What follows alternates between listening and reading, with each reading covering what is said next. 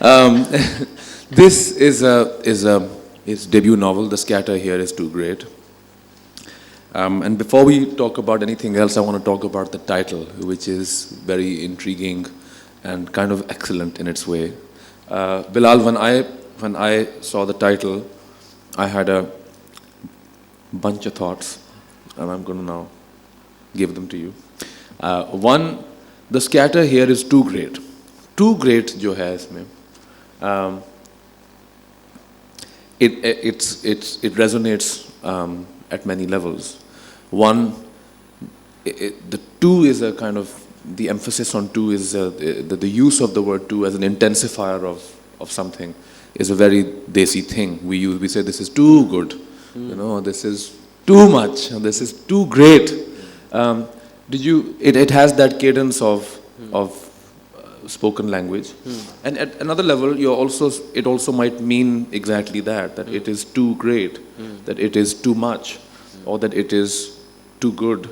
How did you tell us about the title? Did you think it up before you started writing this book, or is it something that came to you right at the end or middle, or what?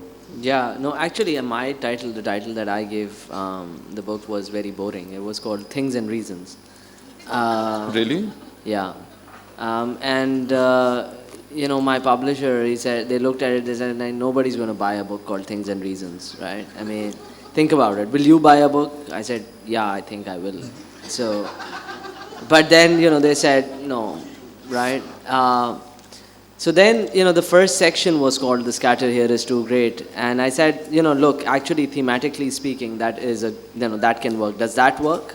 Because I have no sense for headlines. I have no sense for titles. So I proposed that, and they said, yeah, that sounds pretty good. I said, okay, there you go. But thematically speaking, there is, I think the emphasis was really on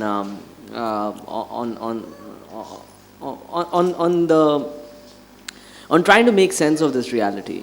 And narratives, for me, I think all stories, one of the things they do is they help us try to make sense of reality. They are all simplifications of reality. So when you tell a story about a person or about something that happened to you, they kind of, they're always, you simplify what actually happened. Obviously, you're not communicating the entire complexity of the situation. And you leave out many things. So again, one of the tensions in the book is that whenever you're trying to write, how do you write honestly about a particular reality? And whenever you're trying to write, you inevitably leave out many, many things. So here's a writer, the narrator of this particular book. He is conscious of that fact, that whenever you're describing something, whenever you're, especially if you're writing about something as tragic as a bomb blast, you are leaving out many stories, you are leaving out many perspectives. But so how do you deal with that tension, so as to say? That's the bomb blast. Let's talk a little bit about the form of the book. This is a very interesting book, partly because formally it is unconventional. It's rare to find a book that wants to both be a set of short stories and be a novel at the same time. And that's interesting because it suggests to me, at one level, a postmodern concern or an acquaintance with the American postmodern conversation, which says that the fragmentedness of our experience in this period, has to be reflected in the forms that we give our art. So we should learn to embrace brokenness. We should learn to embrace the fragmentedness of our everyday experience. So you manage somehow here to bring together these very disparate experiences. Somebody is driving an ambulance. Somebody is out on a date. Somebody is Comrade Sukhan Saz is a poet who's sitting at the back of a bus and fighting with these, and kind of daydreaming and speaking to himself, and he's this ruined man from a long ago period. Everybody is broken and scattered and tragic in their way, and everybody is compelled and doing things in their way. And what brings them together, what is going to bind them, is this bomb blast, right? And I want to ask you this: are you this desire to be both to both, I want to say, sametofy, you know, Yeah. to both draw attention to our connectedness, our interconnectedness, and to insist at the same time on the wide distances between us. Yeah. What is this? Is this coming from your MFA experience? This need to be both things at the same time. Is it coming from your experience as a citizen and resident and a man of Karachi? Muhammad Hanif says a blood-soaked love letter to Karachi, which this is. Is this what Karachi is like? Is this? Are you disrupting? Are you playing with this? You know what it means to be Pakistani? Tell us. I think again, so about half of this book I wrote as standalone short stories. But then, I started seeing connections, that there were, obvious connections in the stories. And then, maybe 4 out of 9 stories I wrote as, thinking that, I'm working on something larger. So, my sense of it, I think, is to sort of think of the problem at hand. I think that the form, the shape, or the manner in which you tell it is also content, right? The way you tell something is quite, it tells you something about the thing itself, whatever you are discussing. So, for instance, in this particular case, when you're talking about, writing about a bomb blast in these kind of 9 stories, you are basically illuminating silences, right? I mean, the idea is to talk about stories that you don't necessarily get to hear about. When you read about narratives about a bomb blast or an event like a bomb blast, they're flattened narratives, right? So there are victims and then there are perpetrators, or absent perpetrators. What about, all the lives that were disrupted because of this one event, and a whole range of ways that they were disrupted? For instance, most of the people who are sitting over here, most of us have not directly experienced a bomb blast, but it does disrupt our lives in all sorts of ways. For instance, in a very small way, somebody can miss their manicure appointment, right? But in a major way, somebody can, it could be somebody's neighbor who dies. So for me, that is very interesting, right? When you, talk about something, and this is one of the other reasons for first-person narratives, because I'm very attached to this idea that when you describe something, it's a more reflection on yourself than, on the thing being described. So, and that's something that again, that's an idea I've been with for a very long time, that whenever you're engaging with something, whenever you're trying to tell a particular story, it ends up being about you personally. And so, in large part, this book is not about the bomb blast. It's about their personal lives. So there is a girl and a boy trying to go on a date, and then the bomb blast happens right behind them, and this boy has to be back home in 1 hour, and that gets messed up, right? It's his mom's car. He's running away with it. It's hard, yeah. So that's what I was trying to emphasize, and I think that just thinking about form and thinking about form in a way that can be insightful in terms of content, I think that does certainly come from my MFA training, my engagement with lots of American writers, and as well as other. I think it's something I think Latin American writers use form quite wonderfully. One of my favorite writers, Alexander Hemon, is a Serbian writer, and I think his work is a consistent engagement with form. So I think it's a bit of all those things. That's interesting. So I want to kind of say that suggests to me that in fact you are in a very rich place. You placed in a good way, because at one level you can use this formal engagement to engage with the formal conversation taking place all over the world in different contexts. Yeah. And another level, it's very vitally tied to the experience of being here and living here, and in the city in particular. Absolutely. And you're very fortunate to have that. Absolutely, and I think that, being in Karachi, again, as I was saying, how do you construct a narrative about Karachi that does justice to a whole range of experiences in the city? And that was another thing I was trying to grapple with while writing this particular book. That, you're trying to, and this is, the dictum that I worked with was this line by Beckett, who says to find a form to accommodate the mess. That is the task of the artist. And I think that, the great thing about art, the thing why I go to fiction or I go to literature for, is that it's a great accumulator, right? Other discourses, philosophy or, whatever, they are quite, I find them quite narrow and exclusionary discourses. The beautiful thing about art, about all art, is that they're great accumulators. They gather things and present them to us. I think there's a beautiful line in Toni Morrison's Beloved, which says, she's a gatherer of my mind. She gather me, man, and she gather them and give them back to me in all the right order. And I think that this is what stories essentially do. They gather the reality that you're living in, and they put them in a certain order that helps you make sense of them. So that is really the central kind of idea. But one of the things that this book does admit is the impossibility of this project, right? Particularly in a city like Karachi, where, the funny thing is, how many histories of Karachi exist? Almost none, right?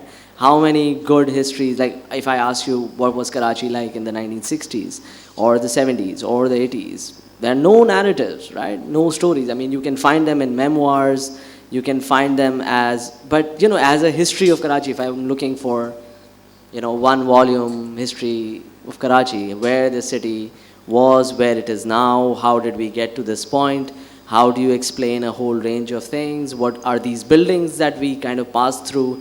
There is no memory associated with these buildings. So these are really the questions that are very personal questions in some sense that I was trying to grapple with while writing this book. And again, the thing that you come across and the thing that you run into constantly are these silences, right? You're surrounded with this incredible silence and you're trying to, write about the silence. You're trying to yell into this silence in order to, animate it, in order to tell your stories.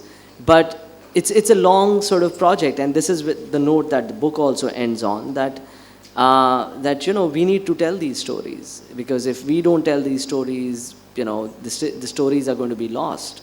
When a bomb blast goes in a particular place, remember, the amazing thing that happens is that that place loses its memory, what it used to be. And what replaces those stories is the story of the bomb blast. This is the place where the bomb blast went off, right? That's interesting. People kind of forget that this is also a place where a whole range of other amazing things used to happen, right? And the bomb kind of replaces stories, becomes the story of that place. So for me, I think Karachi has been one of those places where, bomb blast and violence, incidents of violence have become the story of this place. Again, the idea of the book, it plays with that tension where you do acknowledge that, yes, this is the case, but, you also want to gesture at the other reality that also was there. Sorry, I hope I'm making sense and this is not too abstract. Yeah, the scatter is great. I like it. Oh, well, yeah. Too great. I wanna. There are many things to talk about, but we are pressed for time, so we're gonna have to keep it a little. I want to ask you one question. Sure. This about Comrade Sukhan Saz. Yeah. There's a character in this, a very interesting character in this book, a man called Comrade Sukhan Saz, who's a poet and a sort of washed-up figure. Children look at him and think कि ये आदमी पागल है. He's a raving lunatic. He's bitter and thwarted, and he is full of unemployed or unrealized or unacknowledged interestingness, greatness, talent, skill, passion, and he's sort of he's a misfit. Time seems to have he's a sort of क्या कहना चाहिए? He's like somebody whose time has passed, and he's like a figure from another era transplanted in this contemporary Karachi. Now I could hear you talking. I want to say you're talking. You have this horizontal project for the sake of which is to gather horizontal diversity in a given present. So you want to travel from this neighborhood of Karachi to that neighborhood and go from this part to that. But you're also doing this vertical project in time, right? Where you want to also gather the historical scatter. Absolutely. You know, and to go back in time and take out the leftists and the, you know, and all that is buried or that is forgotten or that is under the rug, and bring that also into the. So this is, I want to say that it's an exciting and noble task, but it's also a first novelist obviously trying to do everything all at once, which I think is commendable and wonderful. But tell us a little bit about that. This need to also do the history of the left and to memory of the left and to bring that into the present of Karachi. Why did you feel compelled to do that? Well, I don't think that that the horizontal project is necessarily divorced from the vertical project, because essentially it's you are actually gathering, or emphasizing things around you that are informed by a kind of a historical consciousness, right? So the things that you see around you that you deem important enough to gather are being informed by a certain sense of history. So I think that, again, there was a very viable left in this country up until the 70s, but that was systematically crushed by the state. And I was involved in a bit of leftist activism for a while. And again, you meet these amazing old people who are just so wonderfully committed to their causes, but and to lost causes. And those are figures that I'm personally drawn to very much, because I think there's something incredible about them, and incredibly kind of, I don't know how to articulate it, but something that makes me gravitate toward them. And this is a particular figure. I've seen many people like him, actually. That was it. I mean, you go around old cadres of Communist Party of Pakistan, there are people who tell you that they were underground for 10 years and then they would come back in, and then they would be underground for another 8 years. And the amazing thing is that you can see it in their bodies. The body, is a beautiful archive. It helps you read so many things. You can see the batteredness in their bodies, the kind of struggle that they've gone through in their clothes, in their bodies. And I think that, in this particular case, I've only been able to gesture at that. But I think that certainly, the horizontal project is not necessarily divorced from the vertical project in time, because it's only when you reach back and try to have a sense of history, only then you will be able to know what is important enough to gather. Otherwise, I mean, everything is this kind of a random object which can be aestheticized, right? You can aestheticize anything and, appreciate for its formal qualities, just about anything. But it's about only when you develop a particular historical consciousness that you develop a sense of what is actually important, what is worth gathering. That's a very good point. And I think that's how very nice. Thank you, Ali. Yeah, that's really It's hard to impress him, man. No, it's not. Thank you for putting it like that. I completely hear you and agree with you. I think that's. I know, and let me also acknowledge that 2 years ago at KLF, it was Ali who sort of articulated this particular thing for me. At a panel, Ali said that he says that one of the things that as a writer I struggle with is a context. The amazing thing about living in Pakistan is that you do not have a context to explain this present moment, and I think that was a particular moment of illumination for me personally. And then I realized that yes, actually, that's it, right? That's actually what we are all struggling with. That how do you explain this present moment? Because the given explanations that are given to us about extremism, they're not sufficient. No, they're not. Right? They don't sufficiently accommodate the complexity of our experience, complexity of our religious experience even, right? Absolutely. I mean, think about it. How people actually experience religion in their personal lives. In their dream lives. In their dream lives, in their subconscious lives, in their collective unconscious.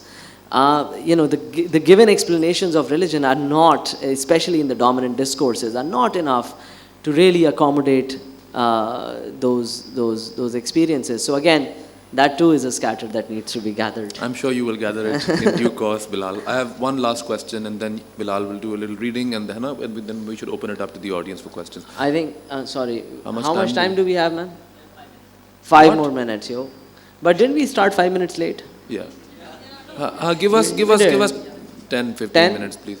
Okay, thank you. Quickly, Nice one question. In addition to being a gatherer, a hunter-gatherer of vertical, horizontal memories, people, all of this, Bilal is also a wonderful translator.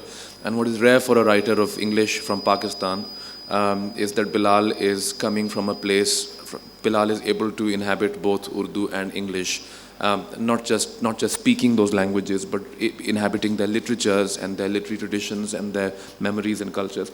And one of the very rewarding things about aspects of reading this book is that you have the sense of a translator at work.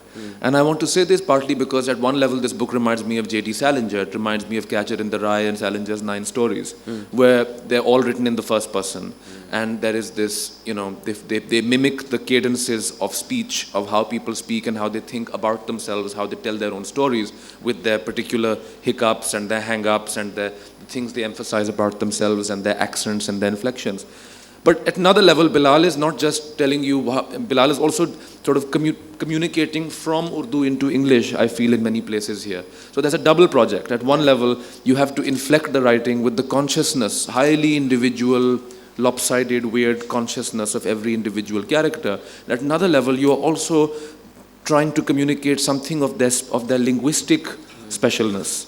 And I think you in many places you succeed. Now I want you to tell us a little bit about how you have thought about this. But I have one more question, which is, do you think it's going to be lost on people who are not coming from a place of Urdu or from a place of South Asian linguistic experience?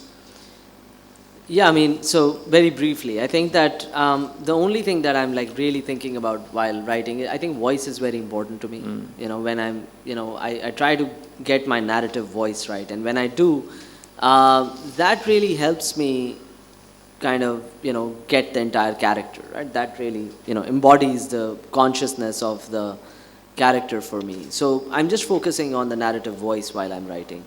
The other thing about it being lost on people not from South Asia, well, yeah, sure. I'm sure there are many things that are lost on me being a non-Russian or, people like my friends from Colombia, they said like, he was telling me like, I don't understand like how people understand Marquez. I mean, 100 Years of Solitude is full of very, very, very specific inside references to Colombian history.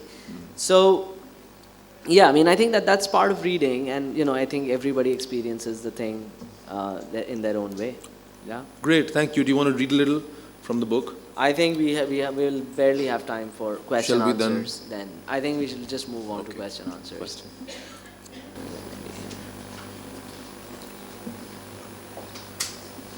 First of all, I'd like to congratulate you. Thank you. That at your age, I'm old enough to be your grandmother, at your age you have expressed such remarkable sensitivity to the issues that surround us. And while Ali was talking about the book and I was listening to you, I was thinking that how we sort of, make ourselves immune to what is going on around us by just looking at the headlines. Totally not even horizontal, but a flattened experience. And then we move on to the next thing.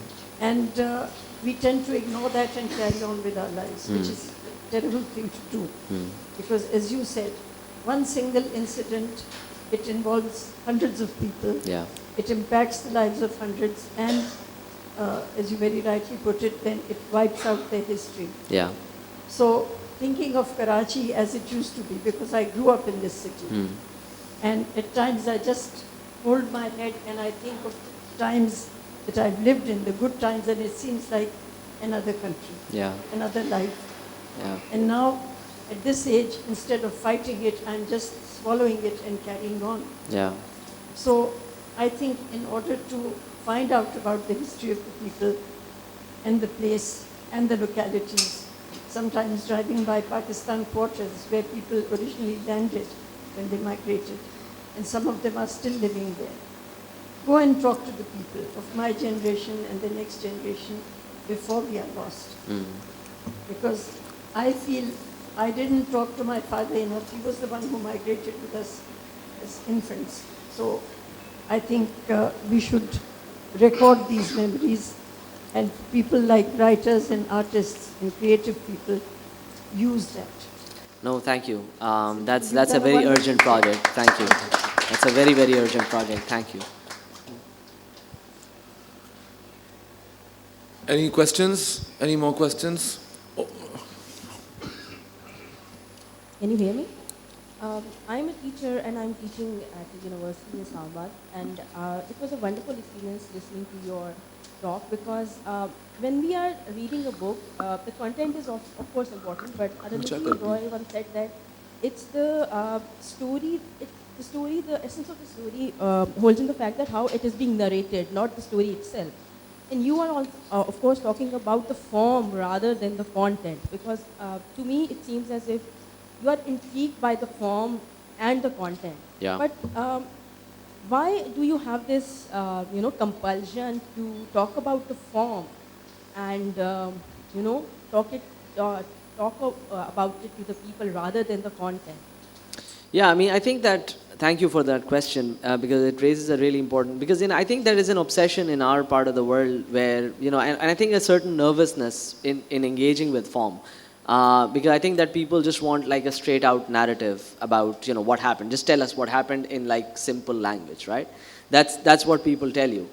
And there is a reluctance to engage with something more complex. Now, I think that, the problem at the heart of this is really, I feel that, a conventional realist narrative has many limitations. You cannot raise certain questions that you will be able to raise if you change the form of the work.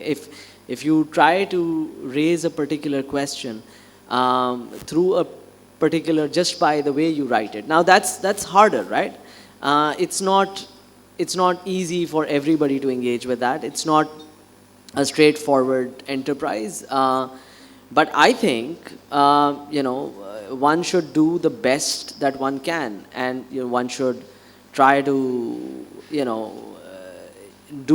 tell the story in the best manner that one can, including trying to gesture at the silences that are embodied in it, right? The problem with the conventional narrative, one of the big problems that I have with the conventional narrative, that it feels, the narrator seems to act like a god, right? The narrator feels that, it knows it all.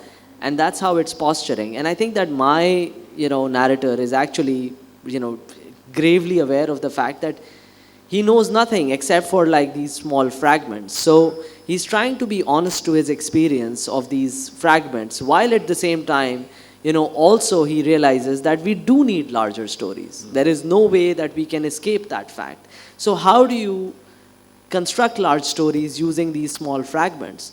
And that in itself, I think that if that's done properly, and I think I'm thinking of all these wonderful writers that I mentioned, including Alexander Hamon, Bruno Schulz, David Foster Wallace. I mean, these writers are able to construct or gesture at a larger reality using these small fragments. So I think that one needs to upgrade oneself as a reader, instead of like kind of shying away from these questions. Because look, as a reader, you only have things to gain. You've got nothing to lose. You will not lose your smartness. You're probably going to increase it. And again, it can completely be the case that the book fails, right? And then you can say, okay, this did not work, right? I mean, this dude was trying to do this, did not work, right? So, sorry. No.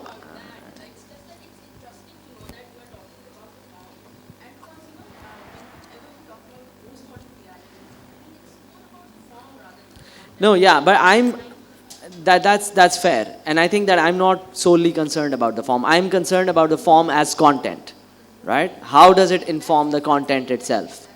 Yeah. Wow. Very nice. Yeah. Can we take one last question? I think Umar has a mic.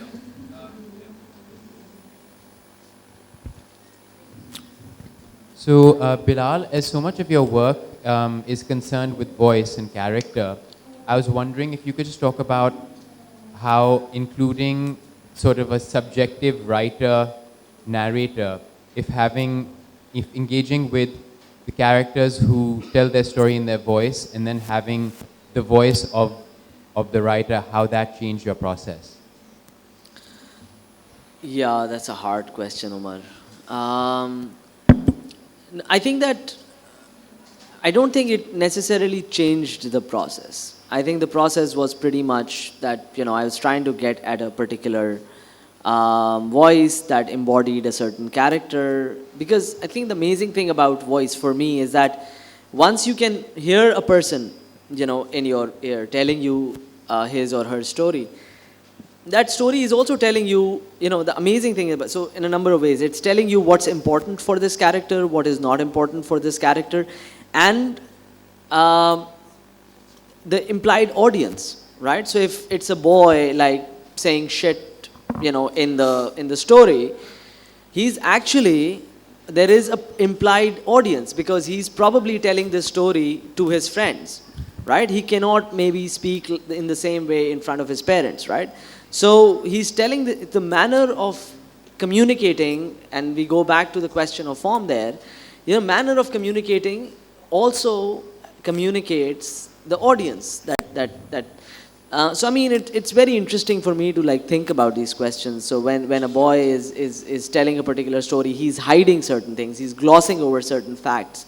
And I think the beautiful thing about it is that, despite all that, despite all those limitations, you're still able to tell an interesting story, you're still able to tell a convincing story. So I'm very intrigued by that. Well, thank you very much, Bilal, for talking Thank you, to Ali. us. This Thank was you. very nice. Are you surprised? You look surprised. A little. Thank you, everybody. Thank Thanks you a all lot. for coming. Thank you. Buy this book. Books need to be bought. Please buy. Yeah.